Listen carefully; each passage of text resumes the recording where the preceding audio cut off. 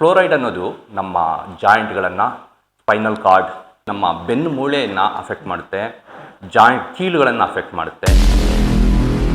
Fluoride water ಏನಿದೆ, ಈ water ಕೆಲವೊಂದು ಭಾಗದಲ್ಲಿ ಈ ಸಮಸ್ಯೆ ಇದ್ರೂ ಕೂಡ ಕೆಲವರಲ್ಲಿ ಕಾಣಿಸ್ಕೊಳ್ಳುತ್ತೆ, ಕೆಲವರಲ್ಲಿ ಕಾಣಿಸ್ಕೊಳ್ಳೋದಿಲ್ಲ. ಸೊ ಇದ್ರ ಡಿಫ್ರೆನ್ಸ್ ಏನು? ಸೊ ಇವೆರಡನ್ನ ಕಂಪೇರ್ ಮಾಡಿದಾಗ ಇವ್ರ ಮಕ್ಕಳ ಯೂರಿನ್ನಲ್ಲಿ ಈ ಫ್ಲೋರೈಡು ಹೆಚ್ಚಾಗಿ ಹುಣಸೆಹಣ್ಣು ತಗೊಳ್ಳುವ ಮಕ್ಕಳಲ್ಲಿ ಫ್ಲೋರೈಡ್ 37% ಅಧಿಕ ಎಕ್ಸ್ಕ್ರಿಷನ್. ರಕ್ತದಲ್ಲಿ ಸೇರ್ಕೊಂಡಾಗ ಅನೀಮಿಯಾ ಮತ್ತು ನಮ್ಮ ಇಮ್ಯುನಿಟಿ ಮೇಲೆ ವ್ಯತ್ಯಾಸ ಮಾಡುತ್ತೆ. ಅಥವಾ ಇಮ್ಯುನಿಟಿನ ಸ್ವಲ್ಪ ಜಾಸ್ತಿನೂ ಮಾಡ್ಬೋದು, ಕಡಿಮೆ. ವೀಕ್ಷಕರೇ, ವೈದ್ಯ ಲೋಕದ ಒಂದಷ್ಟು ಸ್ವಾರಸ್ಯಕರ ವಿಚಾರಗಳು ಮತ್ತೆ ಅಲ್ಲಿನಂತ ಒಂದಷ್ಟು ಮಾಹಿತಿಗಳನ್ನ ನಿಮಗೆ ತಲುಪಿಸುವಂತ ಕೆಲಸನ ಇವತ್ತು ಈ ಒಂದು ಇಂಟರ್ವ್ಯೂ ಮುಖಾಂತರ ಮಾಡ್ತಾ ಇದ್ದೀನಿ. ಸೊ ಮುಖ್ಯವಾಗಿ ಇವತ್ತು ನಾನು ಸೋಮೇಶ್ವರ ಹಾಸ್ಪಿಟಲ್ ಅಂದ್ರೆ ಗೌರಿಬಿಂದು ನಗರದಲ್ಲಿರುವಂತಹ ಹೆಸರಾಂತ ಹಾಸ್ಪಿಟಲ್ ಸೋಮೇಶ್ವರ ಹಾಸ್ಪಿಟಲ್. ಸೊ ಇಲ್ಲಿಗೆ ನಾನು ಬಂದಿದ್ದೇನೆ. ಮುಖ್ಯವಾಗಿ ಇಲ್ಲಿನ ಒಂದು MD ಹಾಗೂ ಆರ್ಥೋಪೆಡಿಕ್ ಸರ್ಜನ್ ಅಂತಾನೆ ಹೆಸರುವಾಸಿಯಾಗಿರುವಂತಹ ಡಾಕ್ಟರ್ ವಿರೂಪಾಕ್ಷ ಅವರು ನಮ್ಮ ಜೊತೆಗಿದ್ದಾರೆ. ಸೊ ಈ ಒಂದು ಇಂಟರ್ವ್ಯೂದಲ್ಲಿ ವಿರೂಪಾಕ್ಷ ಡಾಕ್ಟರ್ ಮುಖಾಂತರ ಒಂದಷ್ಟು ಹೆಲ್ತ್ ಟಿಪ್ಸ್ ಮತ್ತೆ ಇವತ್ತು ಎವಲ್ಯೂಷನ್ ಏನೇನು ಆಗ್ತಿದೆ ಒಂದು ಮೆಡಿಸಿನ್ ವಿಚಾರದಲ್ಲಿ, ಮತ್ತೆ ಡಾಕ್ಟರ್ಸ್ ಏನೇನೆಲ್ಲ ಒಳಗುಟ್ಟುಗಳಿದಾವೆ ಅನ್ನೋ ವಿಚಾರಗಳನ್ನ ನಿಮ್ಗೆ ತಿಳಿಸುವಂತ ಪ್ರಯತ್ನ ಈ ಒಂದು ಇಂಟರ್ವ್ಯೂದಲ್ಲಿ ಮಾಡ್ತೀನಿ. ಮೊದಲನೇದಾಗಿ ಸರ್ನ ಕಾರ್ಯಕ್ರಮಕ್ಕೆ ವೆಲ್ಕಮ್ ಮಾಡ್ಕೊಳ್ತಾ ಇದ್ದೀನಿ. ಸರ್ ನಮಸ್ಕಾರ. ನಮಸ್ಕಾರ ಸರ್, ಮೊದಲನೇದಾಗಿ ಕಾರ್ಯಕ್ರಮಕ್ಕೆ ಆತ್ಮೀಯವಾದ ಸ್ವಾಗತ ಸರ್. ಧನ್ಯವಾದಗಳು ಸರ್, ಹೇಗಿದ್ದೀರಾ? ಚೆನ್ನಾಗಿದ್ದೀನಿ. ಎಸ್, ಸೋಮೇಶ್ವರ ಹಾಸ್ಪಿಟಲ್ ಇವತ್ತು ಒಂದು ಮಟ್ಟದ ಒಂದು ನೇಮ್ ಇದೆ ಗೌರಿಬಿದನೂರಲ್ಲಿ ಕೂಡ. ಸೊ ಹೇಗೆ ಅನಿಸ್ತಿದೆ ಸೋಮೇಶ್ವರ ಹಾಸ್ಪಿಟಲ್? ಚೆನ್ನಾಗಿದೆ ಅನ್ಸುತ್ತೆ. ಸರ್, ಮುಖ್ಯವಾಗಿ ಈ ಭಾಗದಲ್ಲ ವಿಚಾರಗಳನ್ನ ನಾವು ಫಸ್ಟ್ ಡಿಸ್ಕಸ್ ಮಾಡೋದಿದೆ ಸರ್. ಈ ಭಾಗದಲ್ಲಿ ಅಂದ್ರೆ ಕೋಲಾರ ಚಿಕ್ಕಬಳ್ಳಾಪುರ ಭಾಗದಲ್ಲಿ ಅತಿ ಹೆಚ್ಚು ಫ್ಲೋರೈಡ್ ನೀರಿನ ಒಂದು ಸಮಸ್ಯೆನ ಎದುರಿಸ್ತಾ ಇರುವಂತದ್ದು ಇಲ್ಲಿನ ಒಂದು ಜನಗಳು. ಸೊ ಫ್ಲೋರೈಡ್ ವಿಚಾರವಾಗಿ ತಾವು ಮಾತಾಡೋದಾರೆ ಸರ್, ಯಾಕೆ ಈ ಭಾಗದಲ್ಲಿ ಫ್ಲೋರೈಡ್ ಜಾಸ್ತಿ ಆಗಿದೆ ಮತ್ತೆ ಏನೆಲ್ಲ ಸಮಸ್ಯೆಗಳಾಗುತ್ತೆ ಈ ಒಂದು ವಾಟರ್ ಸಮಸ್ಯೆಯಿಂದ ಅಂತ? ಹೌದು, ಇದು ಫ್ಲೋರೈಡ್ ಅನ್ನೋದು ನಮ್ಮ ಕಾಣದ ಶತ್ರು ಅಂತಂದೇ ಹೇಳ್ಬೋದು, ಇನ್ವಿಸಿಬಲ್ ಎನಿಮಿ ಅಂತಂದೇ ಹೇಳ್ಬೋದು. ಎಸ್ಪೆಷಲಿ ನಮ್ಮ ಭಾಗದಲ್ಲಿ ಇದರ ಪ್ರಮಾಣ ತುಂಬ ಜಾಸ್ತಿ ಇದೆ. ಒಂದು ನಾರ್ಮಲ್ ಲೆವೆಲ್ಗಿಂತಲೂ 5 ಪಟ್ಟು ಜಾಸ್ತಿ ನಮ್ಮ ಸುತ್ತಮುತ್ತ ಭಾಗಗಳಲ್ಲಿ ಬೋರ್ವೆಲ್ ನೀರಿನಲ್ಲಿ ಕಂಡುಬರುತ್ತೆ. ಈ ಫ್ಲೋರೈಡ್ ಅನ್ನೋದು ನಮ್ಮ ಜಾಯಿಂಟ್ಗಳನ್ನು, ಸ್ಪೈನಲ್ ಕಾರ್ಡ್ ಮತ್ತು ನಮ್ಮ ಮಾಂಸಗಳನ್ನು ಎಲ್ಲವನ್ನು ಅಫೆಕ್ಟ್ ಮಾಡುತ್ತೆ. ನಮ್ಮ ಬೆನ್ನು ಮೂಳೆಯನ್ನು ಅಫೆಕ್ಟ್ ಮಾಡುತ್ತೆ, ಜಾಯಿಂಟ್ ಕೀಲುಗಳನ್ನು ಅಫೆಕ್ಟ್ ಮಾಡುತ್ತೆ ಮತ್ತು ಮಾಂಸಖಂಡಗಳನ್ನು ಅಫೆಕ್ಟ್ ಮಾಡುತ್ತೆ. ಮುಖ್ಯವಾಗಿ ಈ ಮೂಳೆಗಳ ಸಾಂದ್ರತೆಯನ್ನು ಹೆಚ್ಚು ಮಾಡುತ್ತೆ. ಅಂದರೆ ಅದು ಅವಶ್ಯಕತೆ ಇಲ್ಲದೆ ಇರೋದಕ್ಕಿಂತ ಹೆಚ್ಚಿನ ಸಾಂದ್ರತೆ ಆಗುತ್ತೆ. ಇದರಿಂದ ನಮ್ಮ ಮೂಳೆಗಳ ಒಂದು ಬಯೋಮೆಕ್ಯಾನಿಕ್ಸು ಸ್ವಲ್ಪ ಬದಲಾವಣೆ ಆಗುತ್ತೆ. ಬೆನ್ನು ಮೂಳೆಯಲ್ಲಿ ಈ ಕ್ಯಾಲ್ಸಿಯಂ ಡೆಪಾಸಿಷನ್ ಆಗುತ್ತೆ ಲಿಗಾಮೆಂಟ್ಗಳಲ್ಲಿ ಮತ್ತು ಸಾಫ್ಟ್ ಟಿಶ್ಯೂಗಳಲ್ಲಿ. ಈ ರೀತಿ ಎಲ್ಲ ಆಗೋದ್ರಿಂದ ಪ್ಲಸ್ ಈ ಮೂಳೆಗಳ ರೀಮಾಡೆಲಿಂಗ್ನಲ್ಲಿ ಇದು ಅಡಚಣೆ ಮಾಡುತ್ತೆ. ಸೊ ರೀಮಾಡೆಲಿಂಗ್ ಸರಿಯಾಗಿ ಆಗದೆ ಹೋದಾಗ ನಮ್ಮ ಸ್ಪೈನಲ್ ಕೆನಾಲ್ ಸ್ವಲ್ಪ ಕಡಿಮೆ ಆಗುತ್ತೆ, ಅದರ ಅಗಲ. ಸೊ ಹೀಗಾದಾಗ ನಮ್ಮ ಸ್ಪೈನಲ್ ಕಾರ್ಡ್ ಬರುತ್ತಲ್ಲ, ಸೊ ಬೆನ್ನು ಹುರಿ, ಅದು ನಮ್ಮ ಮಿದುಳಿನಿಂದ ಬರುವಂತಹ ಬೆನ್ನು ಹುರಿ ನಮ್ಮ ಸಂವೇದನೆಗಳನ್ನ ನಮ್ಮ ಎಲ್ಲ ಭಾಗಗಳಿಗೆ ತೊಗೊಂಬರೋದು ಈ ಒಂದು ಕೆಲಸ ಮಾಡುತ್ತಲ್ಲ, ಅದರ ಮೇಲೆ ಒತ್ತಡವನ್ನು ಮಾಡುತ್ತೆ. ಮೈಲೋಮಾ ಅಂತ ಹೇಳ್ತೀವಿ, ಸ್ಪೈನಲ್ ಕಾರ್ಡ್ ಮೈಲೋಮಾ, ಸರ್ವೈಕಲ್ ಮೈಲೋಪತಿ ಅಂತ ಹೇಳ್ತೀವಿ. ಸ್ಪೈನಲ್ ಕಾರ್ಡ್ನ ಕೆಲವೊಂದು ಭಾಗಗಳನ್ನು ಇದು ತೊಂದರೆ ಕೊಡುತ್ತೆ. ಇದರಿಂದ ನಮಗೆ ಮುಖ್ಯವಾಗಿ ನರಗಳ ತೊಂದರೆ ಕಂಡು ಬರುತ್ತೆ. ಎರಡನೇದಾಗಿ ಇದು ಈ ರೀತಿ ಆದಾಗ ಒಂದು ಸಣ್ಣ ಒಂದು ಆಕ್ಸಿಡೆಂಟ್ ಆದರೂ ಸಾಕು, ಮೇಜರ್ ಸ್ಪೈನಲ್ ಕಾರ್ಡ್ ಇಂಜುರಿ ಆಗೋ ಸಾಧ್ಯತೆ ಇರುತ್ತೆ. ಅಂದ್ರೆ ಮೂಳೆಗಳು ತುಂಬಾ ಸೆನ್ಸಿಟಿವ್ ಒಂದು ಪ್ರಾಬ್ಲಮ್ಗೆ ಬಂದ್ಬಿಡುತ್ತೆ. ಚಿಕ್ಕಪುಟ್ಟ ಗಾಯಗಳಾದ್ರೂ ಅಥವಾ ಏನಾದ್ರೂ ಬಿದ್ರೂ ಕೂಡ ಮೂಳೆಗಳು ಸಡನ್ ಏನಾಗುತ್ತೆ ಅಂದ್ರೆ ಈ ಬೆನ್ನು ಹುರಿಗೆ ಸುತ್ತಲೂ ಸಾಕಷ್ಟು ಜಾಗ ಇರೋದಿಲ್ಲ. ಈ ರೀತಿ ಇದ್ದಾಗ ಅದು ಒಂದು ಸಣ್ಣ ಒಂದು ಸ್ಪೆಷಲಿ ಸರ್ವೈಕಲ್ ಸ್ಪೈನ್ ಸಣ್ಣ ಒಂದು ಆಕ್ಸಿಡೆಂಟ್ ಆದರೂ ಕೂಡ ನಮ್ಮ ಸ್ಪೈನಲ್ ಕಾರ್ಡ್ ಇಂಜುರಿ ಆಗಿ ಪ್ಯಾರಾಲಿಸಿಸ್ ಆಗೋ ಸಾಧ್ಯತೆನೂ ಇರುತ್ತೆ. ಸೊ ಇಂಥ ಒಂದು ಮೇಜರ್ ಪ್ರಾಬ್ಲಮ್ಗಳನ್ನು ಕೂಡ ಇದು ಉಂಟು ಮಾಡುತ್ತೆ. ನನಗೆ ಬರ್ತಿರೋಂಥ ಇನ್ನೊಂದು ಮಾಹಿತಿ ಅಂದರೆ ಈ ಒಂದು ಏನು ಫ್ಲೋರೈಡ್ ವಾಟರ್ ಏನಿದೆ, ಈ ವಾಟ್ರು ಕೆಲವೊಂದು ಭಾಗದಲ್ಲಿ ಈ ಸಮಸ್ಯೆ ಇದ್ರೂ ಕೂಡ ಕೆಲವರಲ್ಲಿ ಕಾಣಿಸ್ಕೊಳ್ಳುತ್ತೆ, ಕೆಲವರಲ್ಲಿ ಕಾಣಿಸ್ಕೊಳ್ಳೋದಿಲ್ಲ. ಸೊ ಇದ್ರ ಡಿಫ್ರೆನ್ಸ್ ಏನು, ಮತ್ತೆ ಆ ಹುಣಸೆ ಹಣ್ಣಿಗೂ ಮತ್ತೆ ಫ್ಲೋರೈಡ್ ವಾಟರ್ಗೆ ಏನು ಲಿಂಕು ಅಂತ? ಹೌದು, ಇದು ಏನಂದ್ರೆ ನಾವೆಲ್ಲರೂ ನನ್ನ ಅಬ್ಸರ್ವೇಷನಲ್ಲಿ ನಿಮ್ಗೆ ಹೇಳ್ತೀನಿ. ನಾವು ಚಿಕ್ಕನ್ನಲ್ಲಿದ್ದಾಗ ನಾವು ಒಂದೇ ಹಳ್ಳಿನಲ್ಲಿ ಹುಟ್ಟಿ ಬೆಳೆದಿರೋರು, ಒಂದೇ ಬೋರ್ವೆಲ್ ನೀರನ್ನು ಕುಡಿತಾ ಇರೋರು. ನಮ್ಮಲ್ಲಿ ಕೆಲವರಿಗೆ ಈ ಫ್ಲೋರೈಡ್ ನಮ್ಮ ಹಲ್ಲನ್ನು ಮೊದಲಿಗೆ ನಾವು ಅಫೆಕ್ಟ್ ಮಾಡೋದು ನಮ್ಮ ಹಲ್ಲುಗಳನ್ನು. ಸೊ ನಾವು ಚಿಕ್ಕನ್ನಲ್ಲಿದ್ದಾಗ ನಾವು ಕೆಲವು ಮಕ್ಕಳಲ್ಲಿ ಹಲ್ಲುಗಳೆಲ್ಲ ಚೆನ್ನಾಗಿರ್ತಿದ್ವು, ಇನ್ನು ಕೆಲವು ಮಕ್ಕಳಲ್ಲಿ ಹಲ್ಲುಗಳು ಬಿಳಿ ಪ್ಯಾಚಸ್, ಅದು ಫ್ಲೋರೋಸಿಸ್ ಅಂತ ಹೇಳ್ತೀವಿ. ಸೊ ಅವ್ರಿಗೆ ಅದು ನಾವೆಲ್ಲರೂ ಒಂದೇ ಬೋರ್ವೆಲ್ ನೀರನ್ನೇ ಕುಡಿತೀವಿ, ಒಂದೇ ಥರದ್ದು ಇದನ್ನೇ ಒಂದೇ ಊರಲ್ಲೇ ಇರೋರು. ಕೆಲವರಿಗೆ ಅದು ಅಫೆಕ್ಟ್ ಮಾಡುತ್ತೆ, ಕೆಲವರಿಗೆ ಅಫೆಕ್ಟ್ ಮಾಡೋದಿಲ್ಲ. ಇದು ಕಾರಣ ಏನು ಅಂತ ಹೇಳಿದ್ರೆ ನಾವು ತಿನ್ನೋ ಆಹಾರದ ಶೈಲಿ ಆಗಿರುತ್ತೆ. ಕೆಲವ್ರ ಮನೆಗಳಲ್ಲಿ ಸೊಪ್ಪು ತರಕಾರಿ ಕಾಳುಗಳು ಯಥೇಚ್ಛವಾಗಿ ಬಳಸ್ತಾರೆ. ಅವುಗಳಲ್ಲಿರೋ ಮೆಗ್ನೀಷಿಯಮ್ಮು, ಜಿಂಕ್, ಕಾಪರ್, ಸೆಲಿನಿಯಂ ಇವೆಲ್ಲ ಕೂಡ ಯಥೇಚ್ಛವಾಗಿ ನಮಗೆ ಸಿಕ್ಕಿದಾಗ ಈ ಫ್ಲೋರೈಡ್ನಿಂದ ಬರುವಂತಹ ಸೈಡ್ ಎಫೆಕ್ಟ್ ಏನಿದೆ ಅದನ್ನು ಕಡಿಮೆ ಮಾಡುತ್ತೆ. ಅಷ್ಟೇ ಅಲ್ಲ, ಕೆಲವರು ಹುಣಸೆ ಹಣ್ಣನ್ನು ಹೆಚ್ಚಾಗಿ ಬಳಸ್ತಾರೆ. ಹುಣಸೆ ಹಣ್ಣು ಏನು ಮಾಡುತ್ತೆ ಅಂತಂದ್ರೆ ಈ ಫ್ಲೋರೈಡನ್ನು ಮೂತ್ರದ ಮುಖಾಂತರ ಹೊರ ಹಾಕುತ್ತೆ. ಅಲ್ಲಿ ಅದು ಪ್ಯೂರಿಫೈ ಮಾಡುತ್ತೆ. ಹೌದು. ಸೊ ಇದು ಒಂದು ಸಣ್ಣ ಒಂದು ರಿಸರ್ಚ್ ಮಾಡಿದ್ದಾರೆ ICMRನವರು, ಒಂದು ಸ್ಟ್ಯಾಂಡರ್ಡ್ ಅಸೋಸಿಯೇಷನ್ ಅದು. ಸೊ ಅವರು 2004ರಲ್ಲಿ ಒಂದು ಸಣ್ಣ ಒಂದು ರಿಸರ್ಚ್ ಮಾಡಿದ್ರು. ಒಂದು 15 ಜನ ಮಕ್ಕಳಿಗೆ, ಶಾಲಾ ಮಕ್ಕಳಿಗೆ ಒಂದು ಈಕ್ವಲ್ ಆಗಿ ಡಿವೈಡ್ ಮಾಡಿದ್ದಾರೆ. ಒಂದು ಗ್ರೂಪ್ಗೆ ಹುಣಸೆ ಹಣ್ಣು, ಒಂದು 10 ಗ್ರಾಮ್ ಹುಣಸೆ ಹಣ್ಣು ಮಧ್ಯಾಹ್ನದ ಊಟದಲ್ಲಿ ಕೊಟ್ಟಿದ್ದಾರೆ. ಇನ್ನೊಂದು ಗ್ರೂಪ್ಗೆ ಹುಣಸೆ ಹಣ್ಣು ಕೊಟ್ಟಿಲ್ಲ. ಸೊ ಇವೆರಡನ್ನ ಕಂಪೇರ್ ಮಾಡಿದಾಗ ಇವ್ರ ಮಕ್ಕಳ ಯುರಿನ್ನಲ್ಲಿ ಈ ಫ್ಲೋರೈಡು ಹೆಚ್ಚಾಗಿ, ಹುಣಸೆ ಹಣ್ಣು ತಗೊಳ್ಳುವ ಮಕ್ಕಳಲ್ಲಿ ಫ್ಲೋರೈಡ್ 37% ಅಧಿಕ ಎಕ್ಸ್ಕ್ರಿಷನ್ ಆಗಿದೆ. ಹುಣಸೆ ಹಣ್ಣು ತಗೊಳ್ದಿರೋ ಮಕ್ಕಳಲ್ಲಿ ಅಷ್ಟೇ ಇದೆ, ಮುಂಚೆ ಎಷ್ಟು ಆಗ್ತಾ ಇರುತ್ತೋ ಅಷ್ಟೇ ಇರುತ್ತೆ. ಸೊ ಅಷ್ಟೇ ಅಲ್ಲ, ಇವರು ಬೇರೆ ಏನಾದ್ರು ಮಿನರಲ್ಸ್ ಲಾಸ್ ಆಗ್ತಾ ಇದೆಯಾ ಅಂತಂದು ಚೆಕ್ ಮಾಡಿದ್ದಾರೆ. ಈಗ ಮೆಗ್ನೀಷಿಯಮು, ಪೊಟ್ಯಾಷಿಯಮ್ಮು, ಜಿಂಕು ಇವೆಲ್ಲನೂ ಚೆಕ್ ಮಾಡಿದಾಗ ಇವ್ಯಾವುದು ಕೂಡ ಏನು ಕಾಪರು ಇವೆಲ್ಲ ನಾರ್ಮಲ್ ಆಗಿ ಹಾಗೇ ಇದೆ. ಅವುಗಳ ಎಕ್ಸಿಷನಲ್ಲಿ ಏನು ವ್ಯತ್ಯಾಸ ಆಗಿಲ್ಲ. ಹಾಗಾಗಿ ಇದು ಹುಣಸೆ ಹಣ್ಣು ಒಂದು ಒಳ್ಳೆ ರೀತಿಯಲ್ಲಿ ಫ್ಲೋರೈಡ್ ಇರೋರಿಗೆ ಸಹಾಯ ಮಾಡಿದೆ ಅಂತ. ಬಟ್ ಅವ್ರು ಇನ್ನೂ ದೊಡ್ಡ ಮಟ್ಟದಲ್ಲಿ ಒಂದು ರಿಸರ್ಚ್ ಮಾಡಿದಿದ್ರೆ ನಮಗೆ ಅದ್ರ ಬಗ್ಗೆ ಇನ್ನಷ್ಟು ಒಂದು ನಂಬಿಕೆ ಬಂದಿರೋದು. ಅವರು ಒಂದು ಸಣ್ಣ ಮಟ್ಟದ ಒಂದು ರಿಸರ್ಚ್, ಅದು ರ್ಯಾಂಡಮೈಸ್ ಅಂದರೆ ಒಂದು 2 ಗ್ರೂಪ್ ಮಾಡಿ ಕಂಪೇರ್ ಮಾಡಿದ್ದಾರೆ. ಅದು ಒಳ್ಳೆ ರಿಸರ್ಚೇ ಆಗಿದೆ, ಕ್ವಾಲಿಟಿನೂ ಚೆನ್ನಾಗೇ ಇರುತ್ತೆ.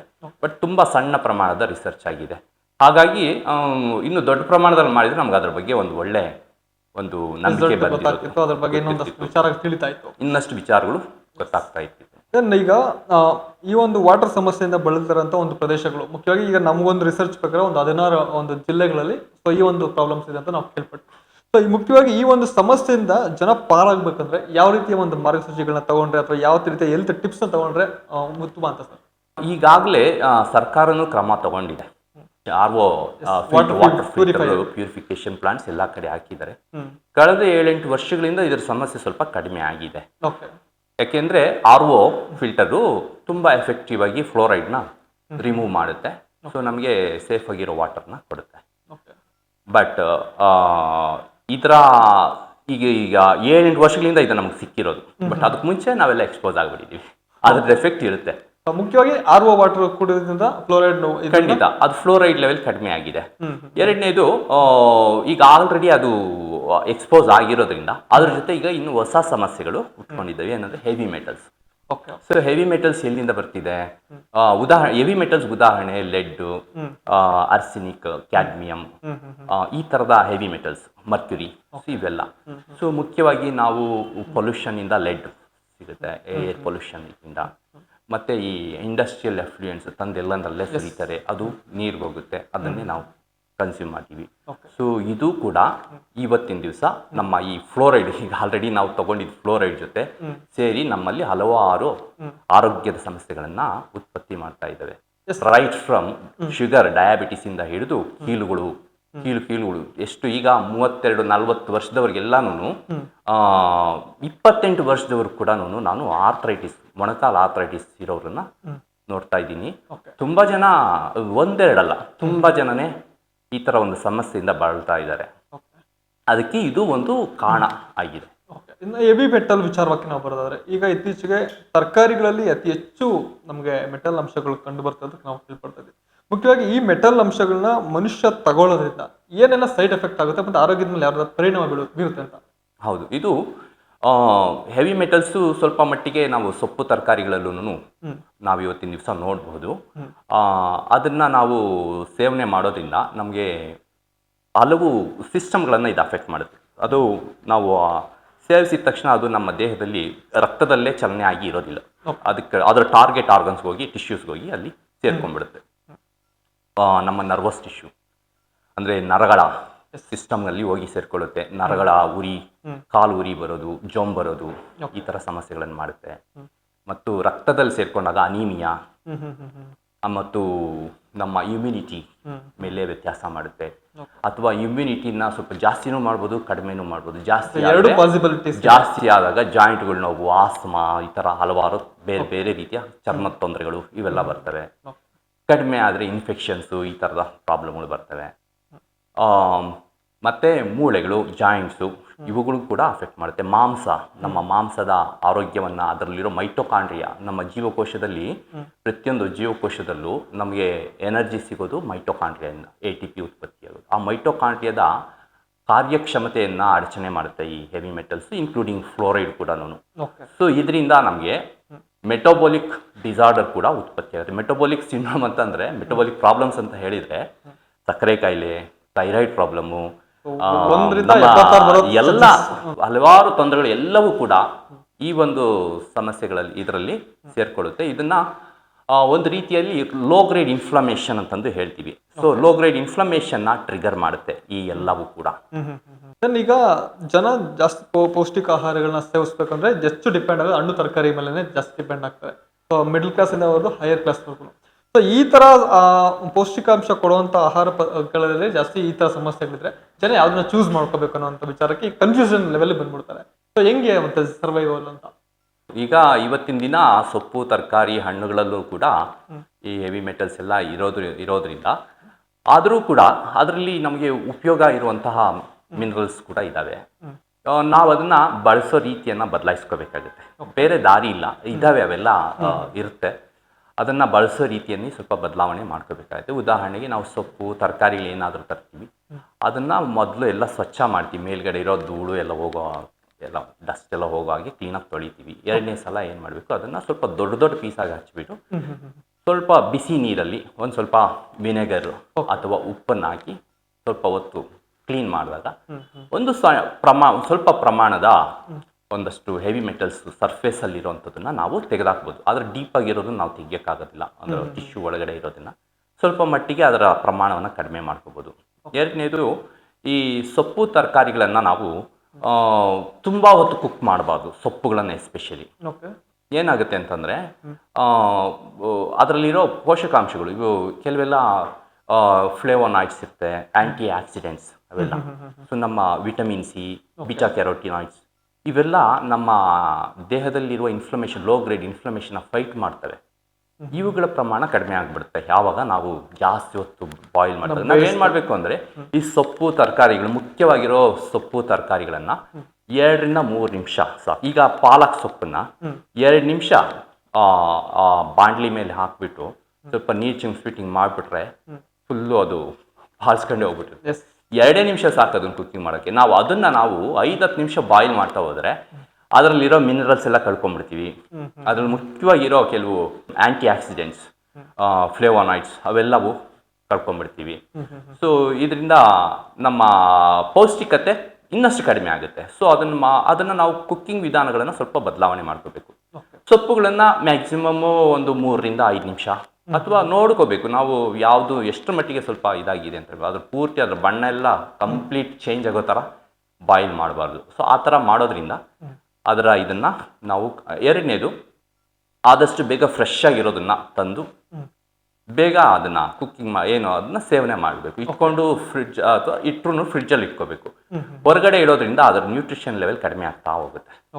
ಈಗಾಗಲೇ ಕೆಲವು ರಿಸರ್ಚ್ಗಳು ಏನು ಹೇಳುತ್ತೆ ಅಂದರೆ, ನಮಗೆ ನಾವು 30-40 ವರ್ಷಗಳ ಹಿಂದೆ ಬೆಳೆಯೋ ಬೆಳೆಗಳು ಇವತ್ತು ನಾವು ಬೆಳೀತಾ ಇರೋ ಬೆಳೆಗಳಲ್ಲಿ ಪೋಷಕಾಂಶದ ಮಟ್ಟ ಕಡಿಮೆ ಆಗಿದೆ ಅಂತೆ.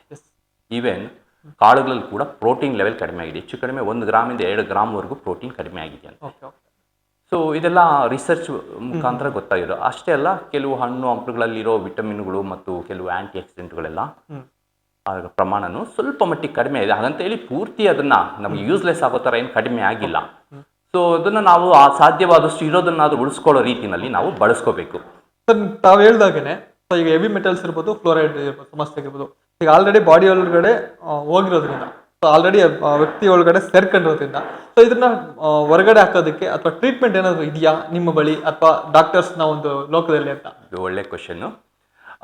ಫ್ಲೋರೈಡ್ಗೆ ಆ ಥರದ್ದು ಯಾವುದೇ ಟ್ರೀಟ್ಮೆಂಟ್ ಇಲ್ಲ. ಸೊ ನಾವೇನು ಮಾಡಬೇಕು ಅಂತಂದರೆ, ಅದರ ಲೆವೆಲನ್ನೇ ಕಡಿಮೆ ಮಾಡ್ಕೊಂಡು ಹೋಗಬೇಕು. ನಾವು ಸೇವನೆಯಲ್ಲೇ ಅದರ ಮಟ್ಟ ಕಡಿಮೆ ಮಾಡಬೇಕು. ಈಗಾಗಲೇ ನಾವು RO ವಾಟರ್ ಸಿಗ್ತಾ ಇದೆ, ಅದರಿಂದ ನಾವು ಬಚಾವಾಗಿರ್ತೀವಿ. ಎರಡನೇದು ಸ್ವಲ್ಪ ಮಟ್ಟಿಗೆ ಸೊಪ್ಪು ತರಕಾರಿಗಳಲ್ಲೂ ಇರುತ್ತೆ, ಅದನ್ನ ನಾವಿನ್ನೇನು ಮಾಡೋಕ್ಕಾಗೋದಿಲ್ಲ. ನಾವೇನು ಮಾಡಬೇಕು, ಅದರ ಎಫೆಕ್ಟನ್ನು ಕಡಿಮೆ ಆಗುವಂಥ ಬೇರೆ ಆಹಾರಗಳನ್ನು, ಬೇರೆ ಒಂದು ಪೌಷ್ಟಿಕಾಂಶಗಳನ್ನು ಸೇರಿಸ್ಕೋಬೇಕು. ನಾನು ಮೊದಲೇ ಹೇಳಿದಾಗೆ ಈ ಬೀಟಾ ಕೆರೋಟಿನಾಯ್ಡ್ಸು, ವಿಟಮಿನ್ ಸಿ, ಮತ್ತು ಇನ್ನು ಕೆಲವು ಫ್ಲೇವೋನಾಯ್ಡ್ಸು, ಸೊಪ್ಪು ತರಕಾರಿಗಳಲ್ಲಿರೋ ಅಂಥ ಆ ಫ್ಲೇವೋನಾಯ್ಡ್ಸ್, ಆ ಅಂಶಗಳೆಲ್ಲ ನಮ್ಮ ದೇಹಕ್ಕೆ ಸೇರಿದಾಗ ಅದರ ಎಫೆಕ್ಟನ್ನು ಕಡಿಮೆ ಮಾಡುತ್ತೆ. ಎರಡನೇದು ನಾನು ಹೇಳ್ದಾಗೆ ಈ ಆಹಾರಗಳಲ್ಲಿ ಈ ಮಟ್ಟಿಗೆ ಅದನ್ನು ಇದು ಮಾಡ್ಕೊಂಡು ನಾವು ಕಡಿಮೆ ಮಾಡ್ಕೋಬೋದು. ಆದರೆ ಹೆವಿ ಮೆಟಲ್ಗಳಲ್ಲಿ ನಾವು ಅದರ ಎಫೆಕ್ಟನ್ನು ಸ್ವಲ್ಪ ಮಟ್ಟಿಗೆ ಚಿಕಿತ್ಸೆಯಿಂದನೂ ನಾವು ಕಡಿಮೆ ಮಾಡ್ಬೋದು, ಅದನ್ನು ಎಲಿಮಿನೇಟ್ ಮಾಡ್ಬೋದು. ಕಿಲೇಷನ್ ಥೆರಪಿ ಅಂತ ಇದೆ. ಆ ಒಂದು ಸೋಡಿಯಂ EDTA ಅಥವಾ ಕ್ಯಾಲ್ಶಿಯಂ EDTA ಅಂತ ಕೆಲವೊಂದು ಇಂಜೆಕ್ಷನ್ಸ್ ಎಲ್ಲ ಇದ್ದಾವೆ, ಅವು ಕೊಟ್ಟಾಗ ಅದು ಅದನ್ನು ದೇಹದಿಂದ ಯೂರಿನ್ ಮುಖಾಂತರ ಹೊರಗೆ ಹೋಗೋ ಹಾಗೆ ಮಾಡುತ್ತೆ. ಅದು ಕಿಲೇಷನ್ ಥೆರಪಿ ಅಂತ ಹೇಳ್ತೀವಿ.